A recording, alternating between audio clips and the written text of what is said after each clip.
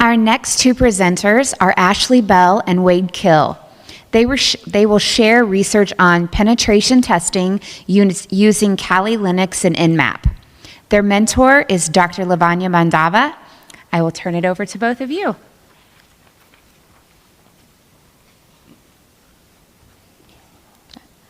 Thank you.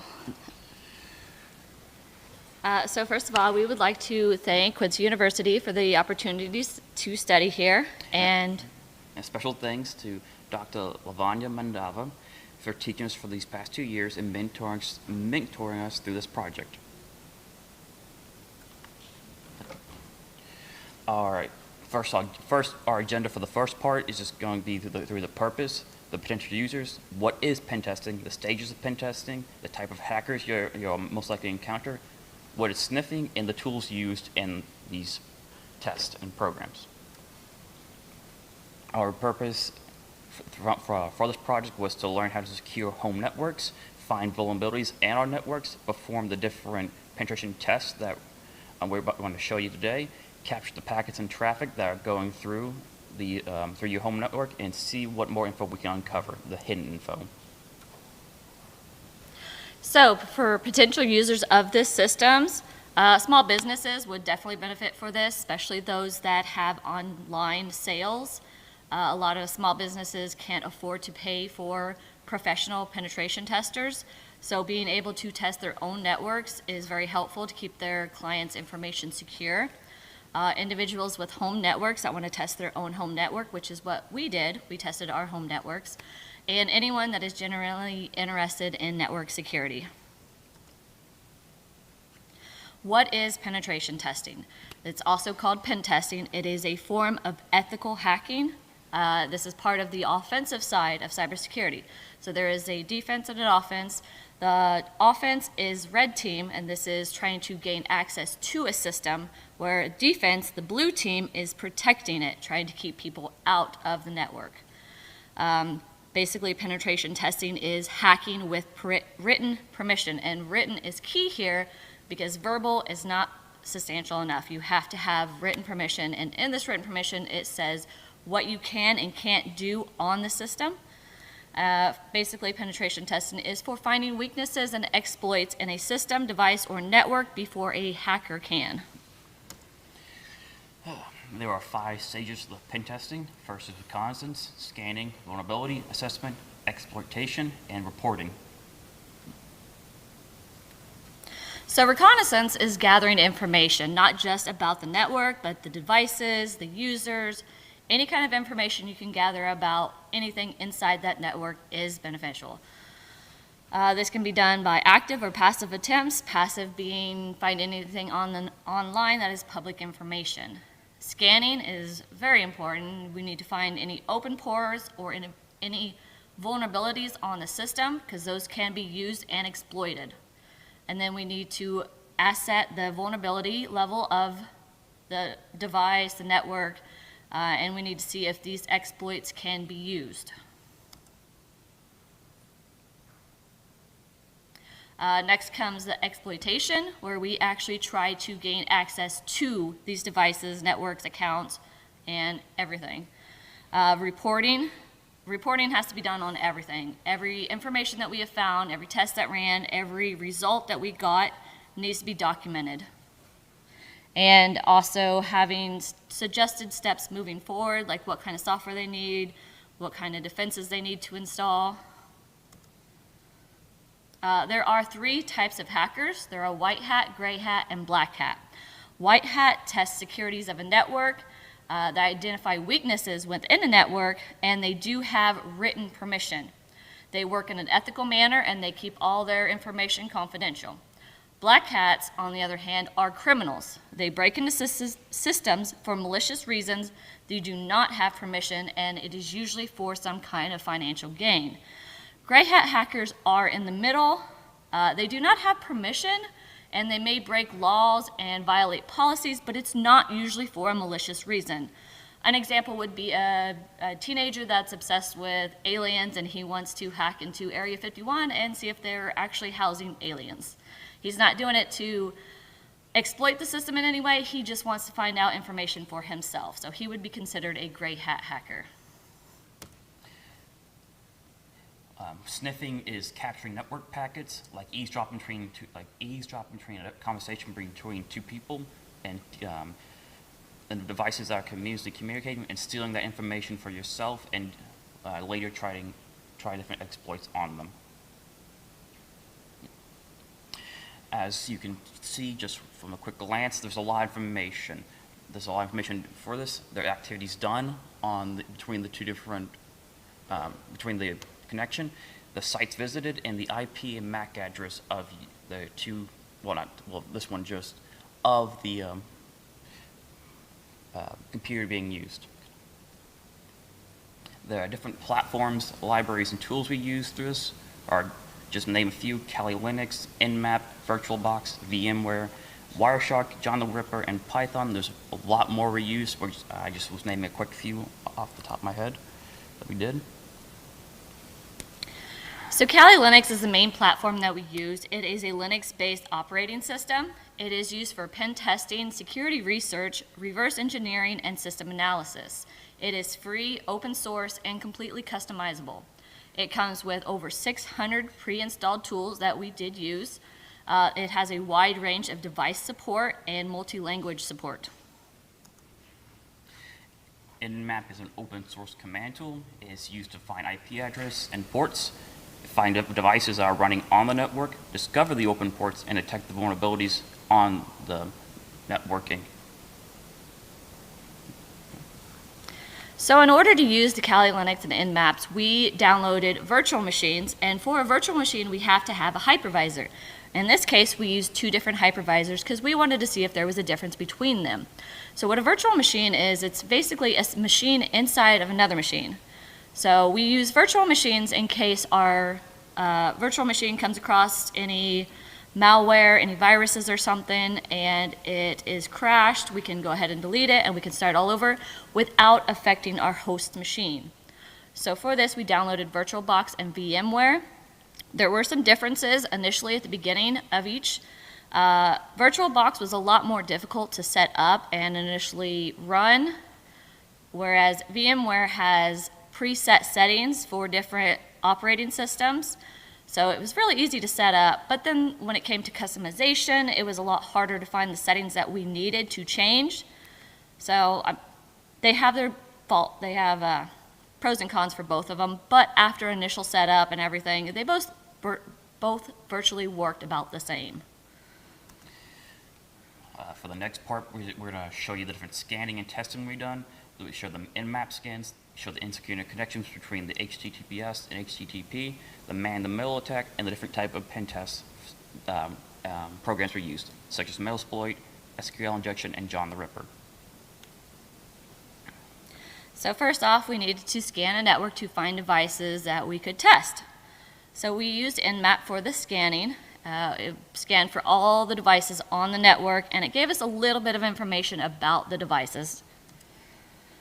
Here's the result of that scan, and we were able to get the IP address and the MAC address, and I added little pictures next to the IP addresses so we can tell what kind of devices we found on this network. Now, after finding devices, we could do an aggressive scan. This aggressive scan enabled OS detection, version detection, script scanning, traceable route, SS, host key, and version. So this scan gives us a lot more information. As you can see, there's going to be 2 slides of just this information, and this is just one device. We have all these open ports. The first box up here is a telnet connection, which is a very insecure connection. It's even going to give us the domain name, computer name, and then next we find that it is a Windows 7 operating system. And the last one down there gives us the information about another open port. This one tells us about message signing enabled but not required. This is key whenever we go into looking for vulnerabilities in a system. Finding stuff like this is very helpful for us. The next scan, we used Nmap to scan my home computer. As you can see, it just shows the basic information for right now. The next scan was going to show the different type of vulnerabilities that are on my network that can be detrimental to my computer. It looks very similar to the very first one. The first one was just basic information, but as you can see, I have a lot of open ports on my computer, which someone can come in and start messing with through different exploits.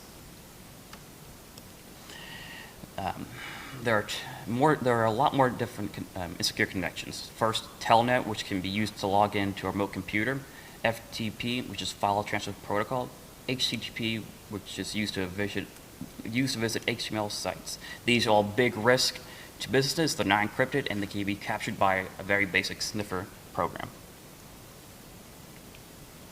HTTPS now is very secure. The traffic that's going to the website and from your computer is secure, like no one else can get into it except for the company.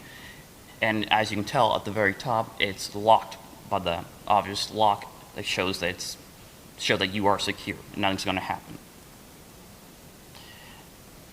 Visiting the HTTPS site, you can see it's very encrypted. You can't make heads or tails of what any information is going through. There's not a single bit of information that can be put together like a puzzle. It's just completely random. Now, comparing that to an HTTP site, we visited HTTP sites and captured the traffic as well so that we could show how insecure that these sites really are. As you can see, the little lock sign has a line through it showing that it is not secure. And this is the TCP stream that we captured, and it is all in plain English. You can even tell the browser that was used to visit this site. Any images that were clicked on, we will be able to see. We can download them straight to the desktop and see everything. You see the name of the site, every link that was clicked on, anything that was done on this HTTP site. Next, we did a man-in-the-middle attack, which is also a form of reconnaissance. A man-in-the-middle attack is done by ARP poisoning, and this is the mapping between IP addresses and MAC addresses. Every device has an IP and a MAC address.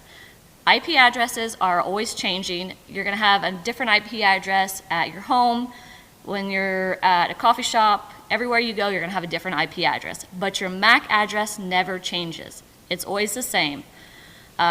With this attack, we can capture all the traffic between devices.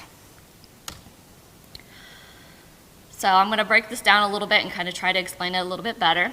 So we have a router over here, and the MAC address for this is 1234, which MAC addresses are longer, but I shortened it for simplicity. And then we have a cell phone over here that lives at 8898. What this attacker is going to do is he's going to send a message to router saying, hey, if you're trying to get a hold of cell phone, it does not live at 8898, it lives up here at 6565. So if you need to send something to them, send it up here.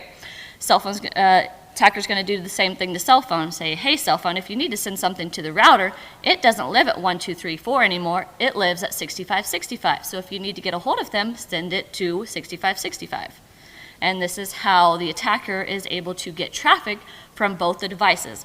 Both the cell phone and the router are both victims in this. And here are some of the results.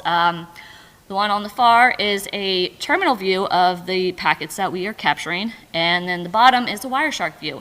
Wireshark is very helpful for us because it gives us a lot more information than the terminal view does. There's a lot more information in the Wireshark. So another tool we used was Metasploit. It is used for network reconnaissance as well, and it has a sizable list of exploit modules. We can search for certain exploits, and we can use these exploits that we find, and we can use the Nmap scanning inside of Metasploit. So I searched for Telnet, which is one of the open connections that I gained from the Windows 7 Pro machine that I had scanned. And as you can see, this whole list is just different exploits that we can use. They have different types of exploits. They have different ranks, like excellent, normal, average, and we can use these, all of these. And this is only like half of the ones that we got. So to use Metasploit, we had to do, we had to set parameters, we had to set hosts and all that. So this is just kind of some view of the process of what we went through to set that. For now. Now actually getting into the website and starting changing it, I used SQL injection. It's a code injection technique. It exploits the vulnerabilities in the interface between the web applications and database servers. And the vulnerabilities are present when the user input is not correctly checked in the web applications. As you can tell from this picture, I used an employee's name, Alice, followed by a slash and two slashes and the pound sign. I was able to log in as the admin. I could see all the information. Usually for a employee profile, you can only see that employee's profile. But with the admin login, I was able to see Alice, Bobby, Ryan, Sammy, and everyone else. Through the SQL injection, I was able to change the code and use different commands to change Alice's profile, even though she had no access to begin with whatsoever besides her own account. But she didn't have access to her salary or anything else like that. And through this command, I was able to change her salary that was from, like, say, $20,000 to now an extremely high amount. The same thing can be done through the same process to change Bobby's profile. His salary began at $30,000, and now it's down at $1.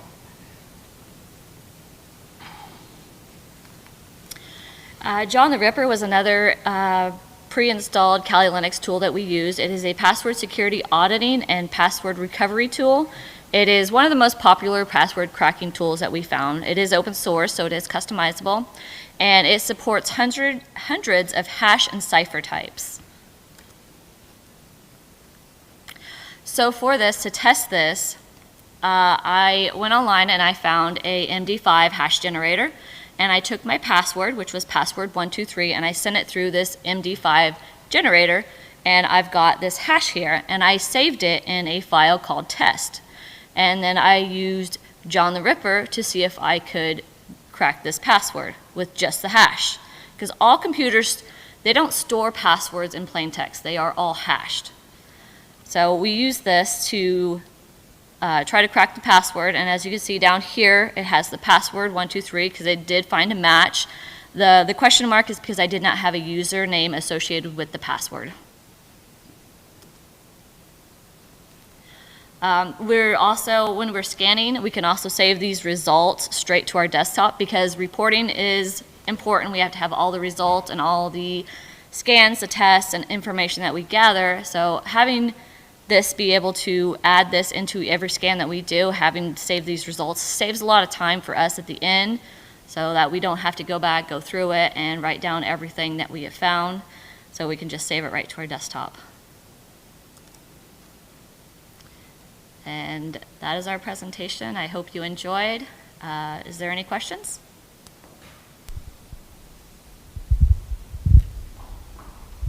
So I know you mentioned near the end that basically that there's whatever that software name was to like crack passwords, and that's why they always tell you to use like complicated long passwords with like different symbols.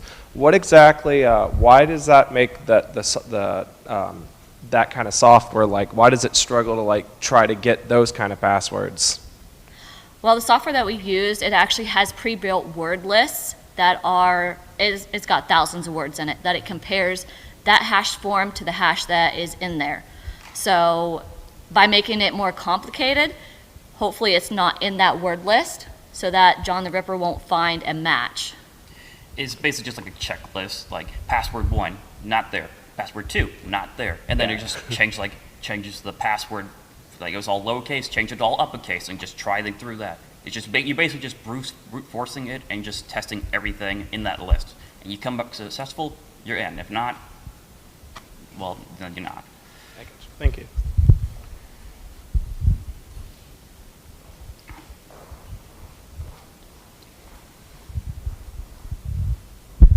This is kind of a strange question, but you use a lot of open source tools. How do Yes. you know that the open source you got isn't corrupt itself? Because the programs themselves are very, very, very secure, like very tested to make sure that they're not. And We make sure to download our stuff from verified sources. And that's one of the problems is that if you get open source from someplace that isn't verified, if you get open source from someplace that is not verified, you can get corrupt open source, which is a gateway into it anyway. Yep, it can have the reverse effect, and they can gain access to your system. that's the reason why we use these VMwares. That way, if that does happen, oh well, it's not going to affect our computer because the thing it was infecting was this basically just this computer inside a computer, which we can just delete entirely and not have any problems to our computer, just the VMware itself.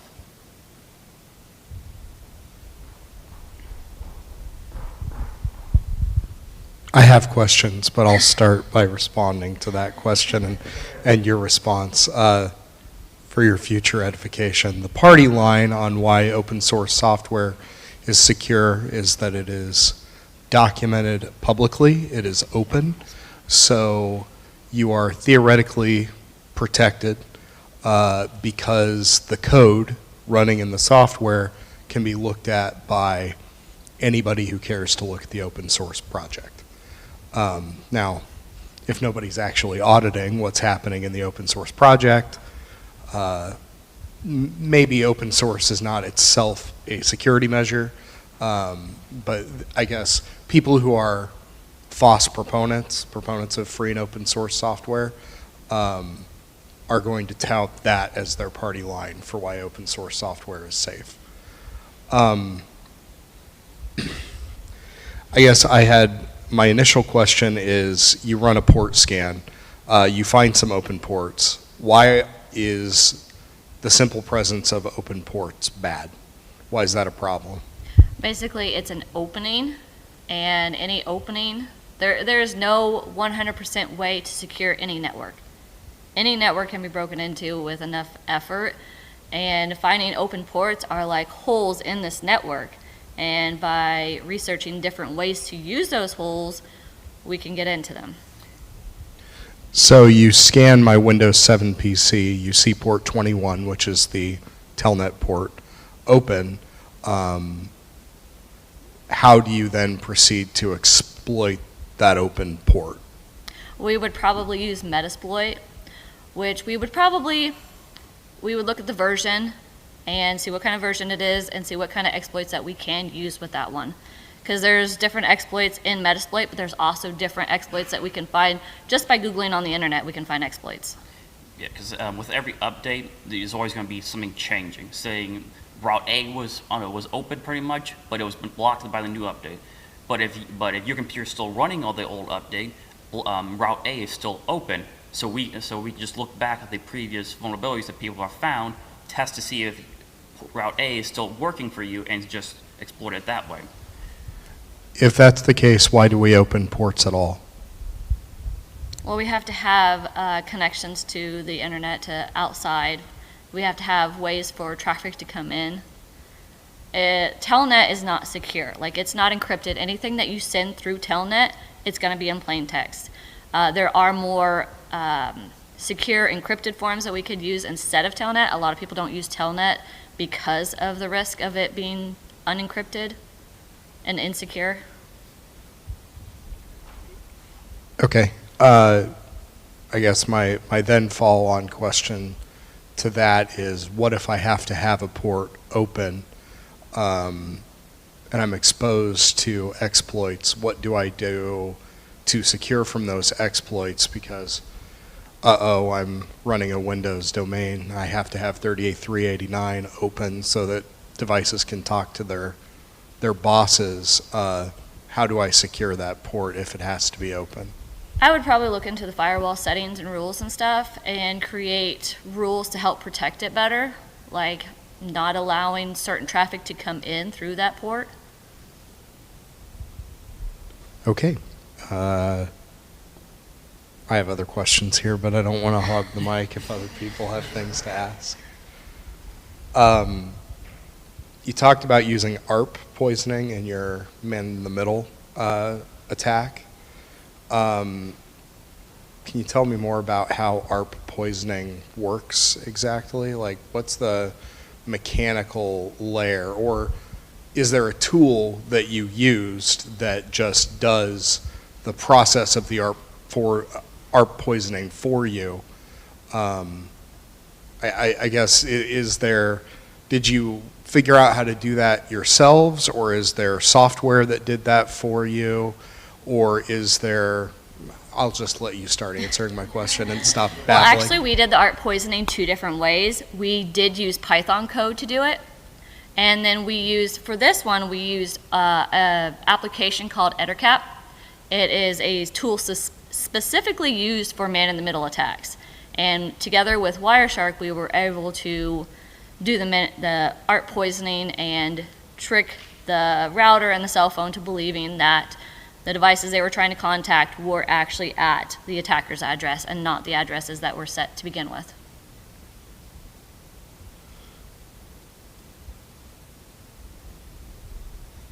I think that pretty much covers what I have here on my list of questions. So, thank you.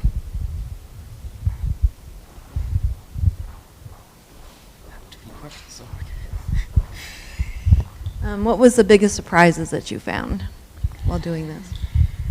I would say just all the different ways that people can just get into a system. I mean, there's just so many different exploits, and like smart devices, while they do make our life a lot easier, they do not have a lot of securities on them. I found that my Alexas at home really aren't that secure, but I have them so I can communicate with my children upstairs, tell them that the supper's done so I don't have to walk all the way up the stairs. So they make our life easier, but sometimes we got to ask if it's worth it.